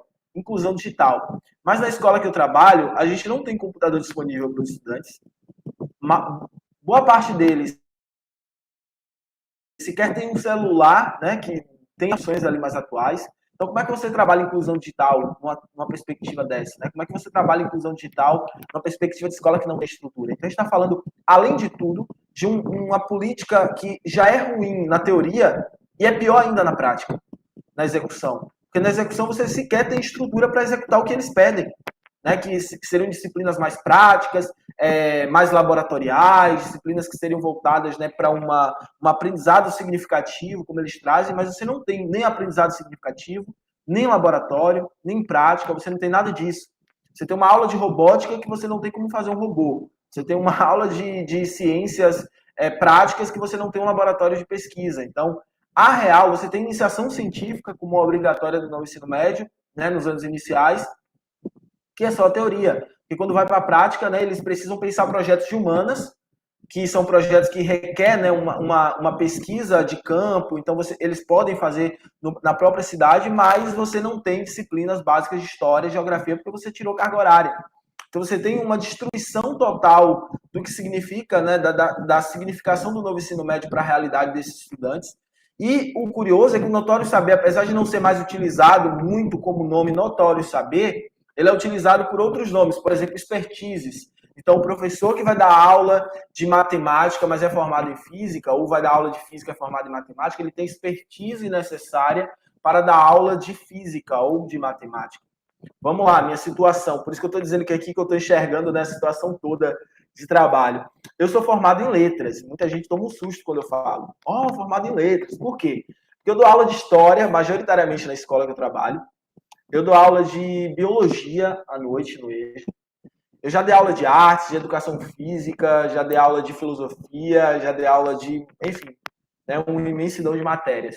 Eu dou aula da eletiva, como eu disse, e aí muito do que se fala é expertise, né? O senhor tem expertise para dar aula, eu não tenho expertise nenhuma, gente, para dar aula de química, física, biologia, mas pelo andar da carruagem eu seria um professor a ser jogado para essas matérias e eu não tenho como recusar, porque se eu recusar eu fico desempregado. É um cálculo muito simples, né, de ser feito. Então, você tem um notório saber em relação a quem não tem a docência, mas você tem um notório saber também em relação a quem tem a docência, mas está fora da sua área de conhecimento. Então, essa é uma situação anterior ao novo ensino médio, inclusive, porque já tínhamos professores nas redes públicas que davam aulas de disciplinas as quais não têm formação. O que o ensino médio faz é institucionalizar isso, utilizando termos como notório saber ou expertise. criar a eletiva. Imagine uma escola que você tem X professores de humanas, X professores de linguagens, mas você não tem professores de exatas, mas os estudantes optam por uma eletiva, por uma disciplina né, que eles não querem caminhar nesse sentido, que seja da área de exatas. Mas você não tem professor de exatas na escola para dar aquela aula. Então, o que é que vai restar? É um professor de linguagens dando essa aula, né, concordando com a escolha do estudante, indo em contra a escolha do estudante, ou você passando por cima da escolha do estudante e você dando um itinerário para eles que, na verdade, eles não queriam, não gostariam de fazer, que seria de uma outra área. Então, na prática, esse novo ensino médio que a gente está tendo, né? Então, dá para a gente pensar aí e refletir qual é o papel, por exemplo, que vai assumir a iniciativa privada em situações como essas. Então, a iniciativa privada chega com um DVD não, né, gente? Fui aí, entreguei minha idade. Mas chega ali com um documentário, chega com uma videoaula, joga lá na TV, porque as TVs ainda pegam DVDs nas escolas, né? Então, beleza. Então, você joga ali a aula, que, enfim, uma empresa privada contratou um professor para gravar um vídeo e vai ocupar a aula daquele professor que falta na escola. Não tem professor de matemática. A gente tem uma videoaula aqui para colocar para o estudante assistir. Então, você está ocupando o espaço de um trabalhador, e esse trabalhador, quantos professores desempregados a gente não tem, né? Quantos professores trabalhando, tendo que passar por uma super precarização também do trabalho docente dentro das escolas privadas, você também não tem. Então, você está tirando um trabalho de um professor que poderia ser feito um concurso, está ocupando essa vaga, e o que é que vai ser feito com esses professores, né? Qual é a vida que esses professores estão tendo? Então, você tem também a necropolítica atuando aí, mais uma vez, né? Como a lógica de morte para aquele exército industrial de reserva que está, nesse momento, caracterizando os 12 milhões de desempregados ou mais aqui no Brasil, que estão vivendo da informatização do mercado de trabalho. É por isso que a gente tem cada vez mais professores indo para Instagram, indo para YouTube, fazer videoaula e tentar, né, ganhar algum dinheiro com curso, com qualquer coisa do tipo, porque a gente está assistindo um momento, né, de extensão dessa crise a um nível que a gente ainda desconhece, a um nível que a gente ainda não faz ideia do que é que está acontecendo. Então, você tem uma destruição do meio ambiente, você tem uma destruição das populações indígenas, das populações periféricas, você tem um projeto que ataca a gente de diversos lados, e que a educação atua não só no sentido também de receber esses ataques, mas de produzir, né, essa nova ordem das coisas, de naturalizar essa nova ordem das coisas. Eu não posso deixar que os estudantes dessas escolas, que os professores aceitem essa realidade com tamanha naturalidade. A gente não pode permitir que um governo, seja ele localizado na direita, na esquerda, no centro, embaixo, em cima, o que for, né, acredite que seja possível deixar tudo como está, né, naturalizar as coisas como são. Então, a gente precisa pautar isso como uma demanda pública, a gente precisa trazer isso para o debate público, para que o meu estudante que perguntou por que a gente tem uma aula de história, né, como ele tem vários por aí que não entendem o que é o novo ensino médio, saibam do que se trata e que recuperem, né, o legado do que foram as ocupações de 2016, que fortaleça isso novamente e que reforce isso nas ruas também. Eu sei que tem uma esquerda aí que não gosta muito de manifestação de rua, né, que trata manifestação de rua sempre por um viés conservador. Eu ia xingar aqui essa esquerda agora, né, que se diz esquerda, mas que eles saibam o lugar que eles devem estar. E que a gente que está assistindo essa live, que vai reproduzir essa live, saiba de onde é o nosso lugar também. Entenda que o nosso lugar é mobilizando esses estudantes para irem às ruas. Eu não quero mobilizar estudantes para votar em Senhor Ninguém, não quero mobilizar esses estudantes para votar em Lula, né, para votar em Glauber, para votar em qualquer um. Eu quero mobilizar esses estudantes, sim, para ter um voto consciente, mas que eu quero mobilizar esses estudantes também para se organizarem, para entenderem que o futuro deles, o futuro dos filhos e filhas deles, né, dependem do agora, dependem desse momento. Se a gente aceitar o novo ensino médio, independente de já ter virado lei ou não, com tamanha naturalidade como muitos estão aceitando, a gente vai correr sérios riscos de lá na frente a gente estar lutando por uma coisa muito pior, como já está se desenhando, como a Sofia trouxe aqui, que é a própria privatização fim, né, da educação pública do Brasil. A galera tem tomado como parâmetro, né, país do chamado primeiro mundo, aí, como os Estados Unidos, onde a gente toma como base, né, a educação privatizada. Então, a ausência de direito à educação. E quem mais sofre, né, os primeiros que sempre vão sofrer, somos nós negros, negras, indígenas, que somos os mais atingidos. Então, vamos pensar, vamos tentar criar formas também da gente disputar por dentro, né, e sobretudo por fora também das escolas. Iago, muito obrigada, Sofia. Eu realmente, assim, me sinto honrada de estar do lado de vocês, porque eu estou aprendendo junto também, né? E eu gosto dessa troca. Enquanto você falava, eu vou fazer o seguinte, eu vou fazer um comentário breve para a gente não se delongar muito, e aí eu vou fazer uma última pergunta, e aí já vou... E nesse momento, vocês já respondem a pergunta, já fazem as considerações finais um pouco mais breve, para a gente também não se estender muito, e aí depois a gente encerra, né, a live. Nossa, você falou tanta coisa, vocês falaram tanta coisa, que eu, né, tem hora aqui que eu anoto uma coisa, quando eu vejo eu estou anotando outra, depois eu estou vendo, eu estou anotando outra, porque eu queria comentar tudo. Mas essa questão que você fala da necropolítica e desses ataques que a gente está sofrendo de todas as áreas ao mesmo tempo, né? Para você ver assim, e isso tem uma questão com relação à questão da esquerda fragmentada, sabe? A nossa dificuldade de atuação para fora, a nossa dificuldade de articulação, porque a gente se une quando se une para um projeto eleitoral, mas aleatório, assim, de forma genérica. Vamos nos unir. Mas o que significa essa união? Né? Eu acho que eu estou trazendo esse debate porque quando você vai esmiuçando que não é só o ataque do governo Bolsonaro, a questão não é aí, sabe? A gente teve ali a possibilidade de fazer uma reforma educacional com Paulo Freire, aí veio a ditadura militar, né, e pediu que essa reforma fosse... Gente, para mim, aí eu vou falar, a raiva maior que eu tenho dos governos, do período dos tempos petistas é não ter feito reforma educacional. Eu falo isso sem sombra de dúvida, porque o que o Iago traz sobre a questão de que, beleza, a gente está falando de novo ensino médio num governo fascista, mas a gente também estava falando da questão da educação num governo, né, num governo progressista, um governo de esquerda, moderada. Hoje em dia já é outro tipo de esquerda, mas naquela época era esquerda moderada, né? Então, assim, e esses ataques, a forma como essa questão que a Sofia fala, da questão de, para mim, aquela coisa é meio que assim, individualização, muito da questão liberal, né? Do autocuidado, da autogestão, você vai se auto-organizar, você vai fazer isso, você vai fazer aquilo. E os ataques vêm de todos os lados, para a gente aceitar, a gente se acostumar, que é aquilo que é o que dá para fazer. E aí eu venho, né, pensando assim, cara, é necessário a gente ocupar as escolas, a gente lutar para, né, acabar com esse novo ensino médio, mas eu vejo também a necessidade de a gente ocupar para além da escola, porque toda vez que o Iago fala assim, cara, na aula de história, eu dou vontade de falar assim, menino, eu não sou de história, mas se tu quiser, a gente vai ali, vamos fazer uma aula, né? Tipo, vamos cursinho popular, vamos fazer outras, sabe? Tipo, eu acredito que as nossas iniciativas, elas sempre precisam estar para além. Claro que eu não estou falando aqui que a gente não vai lutar, né, com relação ao que está acontecendo dentro das escolas, mas a gente precisa olhar para além daquele espaço e pautar, e fazer isso que, né, que o Iago trouxe tão acertadamente na fala dele, de que, cara, a gente precisa colocar isso em pauta, isso não está sendo falado, isso está sendo ocultado, então a gente precisa colocar isso em pauta, porque a gente quer que os jovens se organizem, a real é essa, né, a gente quer que eles se emancipem.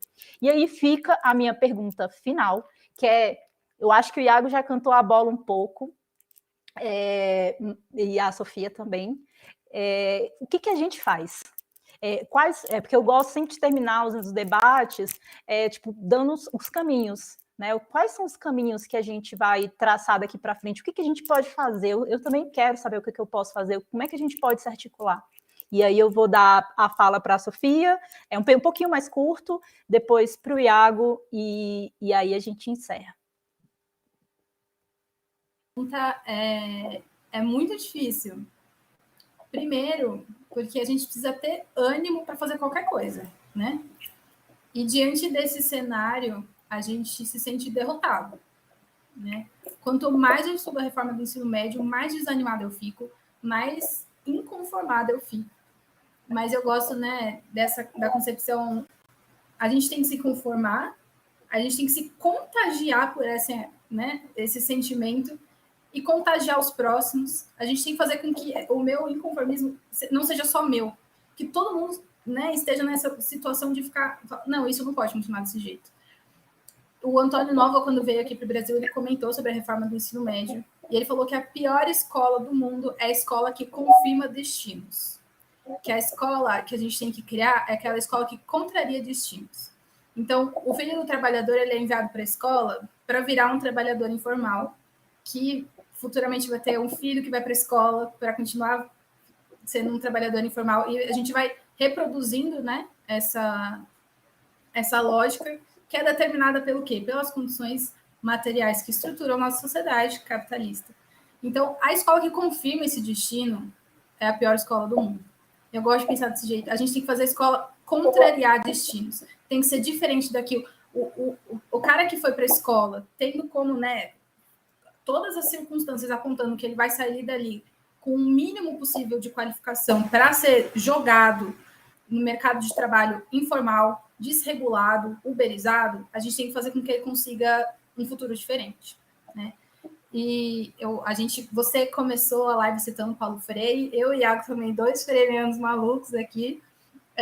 Então, eu gosto muito de pensar nos conceitos, de novo, né? Paulo Freire, quando ele coloca a educação bancária e a educação como prática da liberdade, que seria a pedagogia do oprimido, que é um processo de educação, aí sim, que promove a autonomia e a liberdade, a libertação, tanto dos estudantes, né, dos educandos, quanto dos educadores.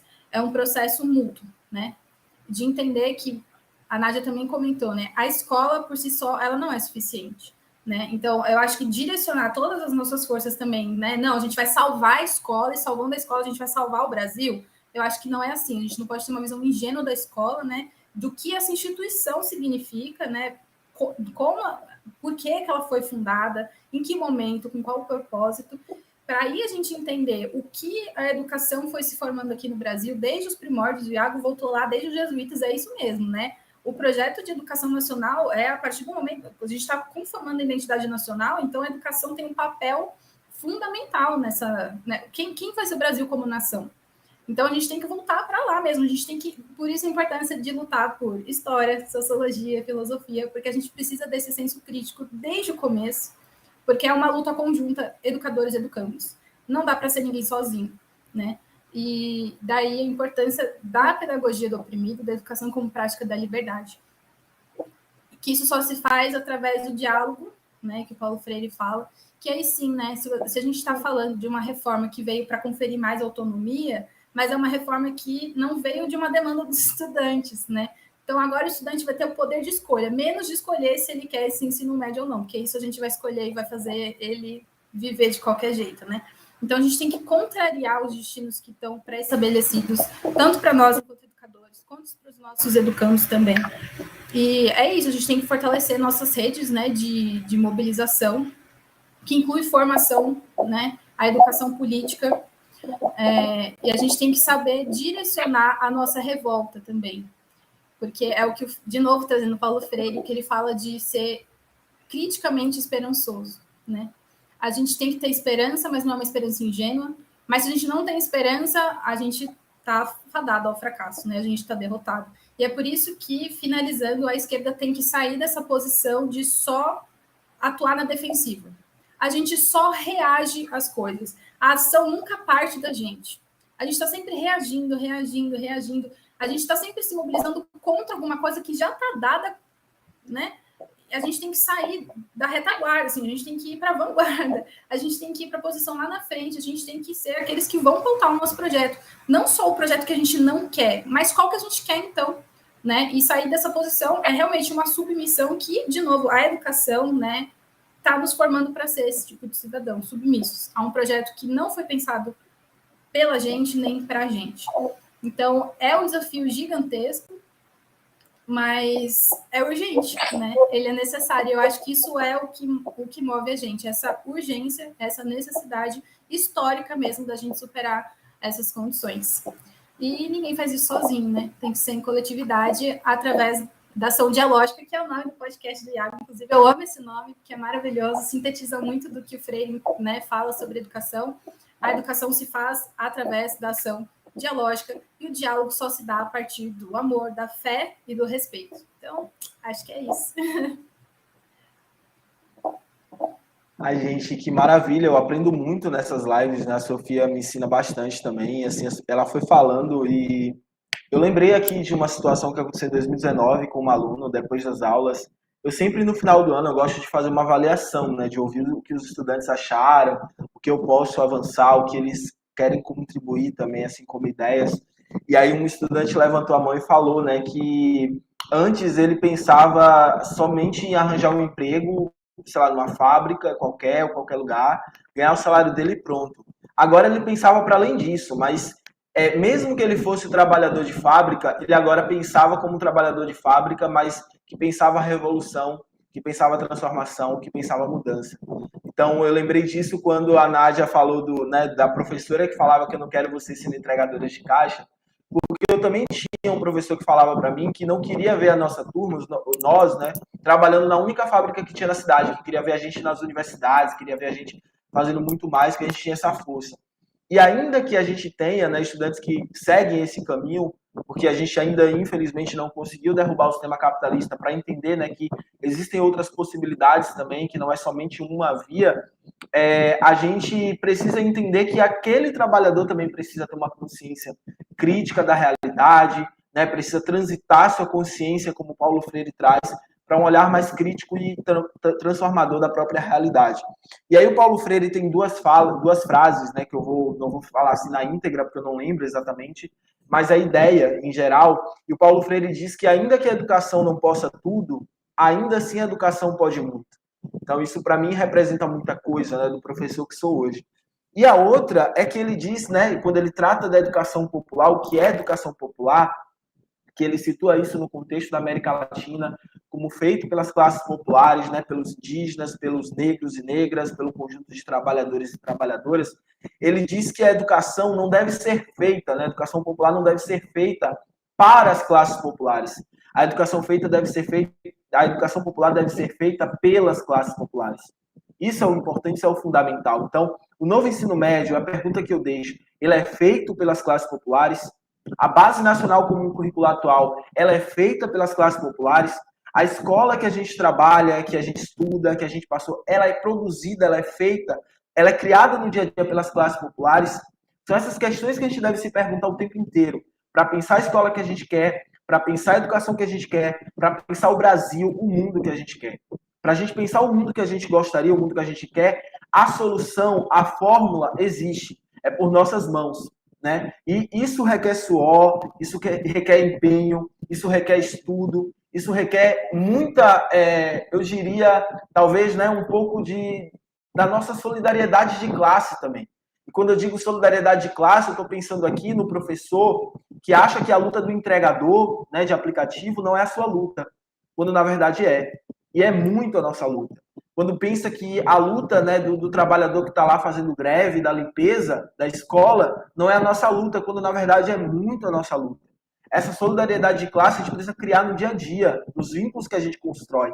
E isso a partir para a gente entender que quando a escola, né, for atacada como vem sendo, para que os trabalhadores de todos os setores desçam até ela para defender, né? Desçam de onde tiver para poder defender o direito dos estudantes, dos seus filhos e filhas, acessarem aquilo ali com qualidade, com dignidade, né, com humanidade.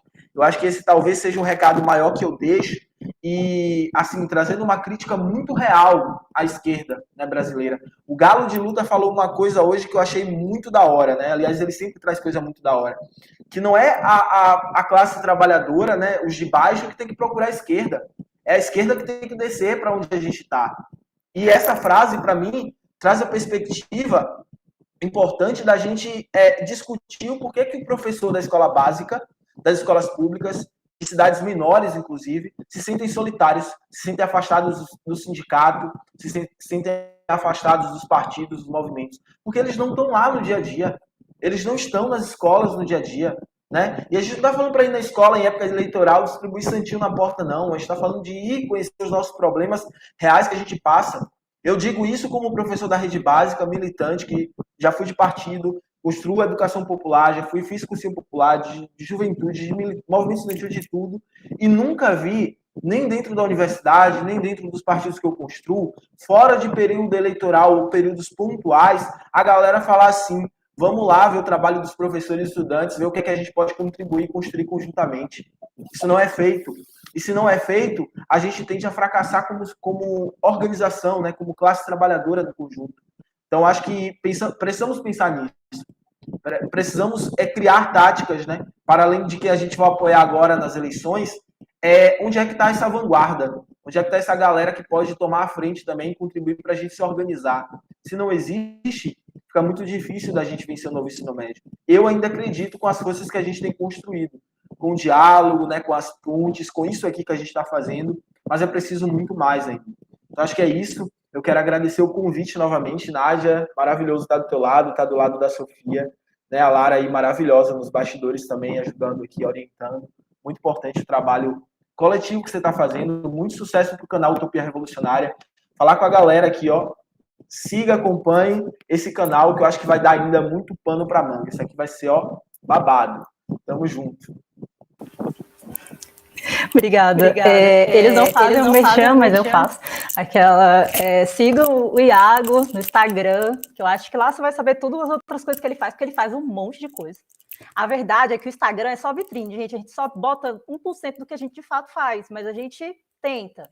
E lá é @professorinfluencer no Instagram. E também sigam a Sofia, tanto o canal canal Contra a Palavra, lá no Instagram, mas também aqui no YouTube, canal Contra a Palavra. Então, a gente, né, fortalecendo. Eu gosto bastante desse ambiente. Eu gosto de trocar com jovem, porque eu acho que jovem ele traz ideia que você nunca ia imaginar na vida. Essa é a questão. Então, assim, às vezes a gente já está muito, né? O jovem não, ele traz uma coisa que você nunca tinha pensado. Você fala, gente, muito mais fácil por esse lado.